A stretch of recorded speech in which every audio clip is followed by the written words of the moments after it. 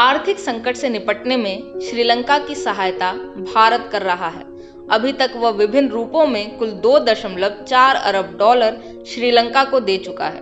वहीं दूसरी ओर चीन है, जिसके लिए माना जा रहा है कि उसी के कारण आज श्रीलंका की यह स्थिति हुई है।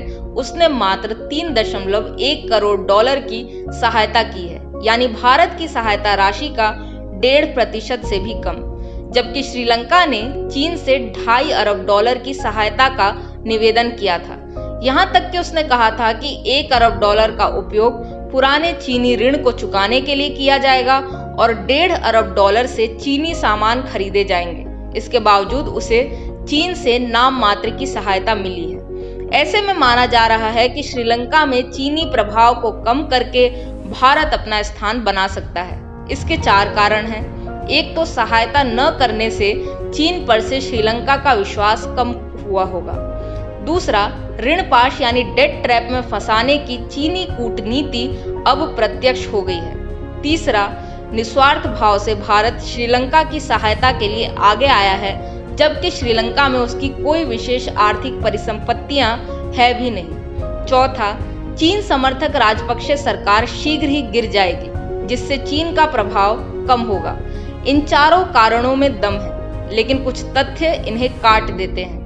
2013 से चीन 8 खरब डॉलर का निवेश बेल्ट एंड रोड इनिशिएटिव के अंतर्गत विभिन्न देशों में कर चुका है, परंतु उसकी अधिकांश परियोजनाएं घाटे का सौदा हैं, जिससे निवेश प्राप्त करने वाला देश ऋण पाश में फंस जाता है, जैसा कि श्रीलंका के हम्बनटोटा बंदरगाह के साथ हुआ।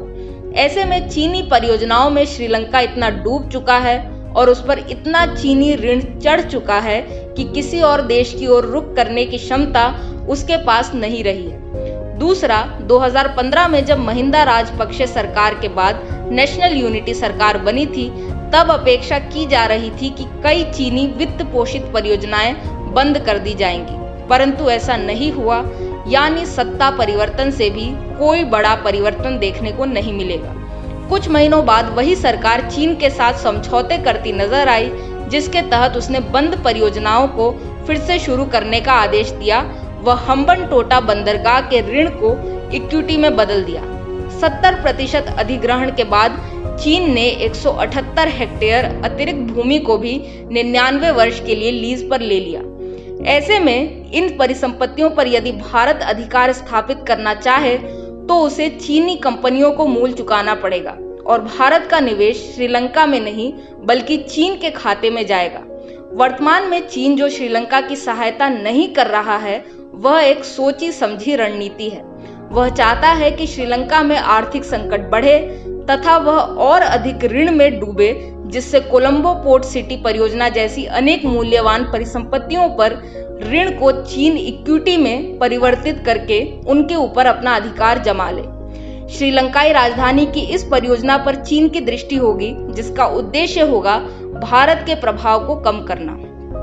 इन रणनीतिक प्रेरणाओं के कारण चीन को परवाह नहीं है कि उसकी वैश्विक छवि थोड़ी खराब भी हो तो। चीन समझ गया है कि पाकिस्तान जैसे देश जब आर्थिक सहायता मांगते हैं तो वे चीन की छवि की परवाह नहीं करते हैं। ऐसे में श्रीलंका में अधिक प्रभाव डालने की संभावनाएं भारत के पास अधिक नहीं है, परंतु चीन के BRI के विरुद्ध भारत ने ट्राइलेटरल डेवलपमेंट कॉरपोरेशन फंड आरंभ किया है, जो इंडो पैसिफिक क्षेत्र में निवेश करेगा और दीर्घ अवधि में भारत चीन को टक्कर दे सकता है, परंतु अभी नहीं।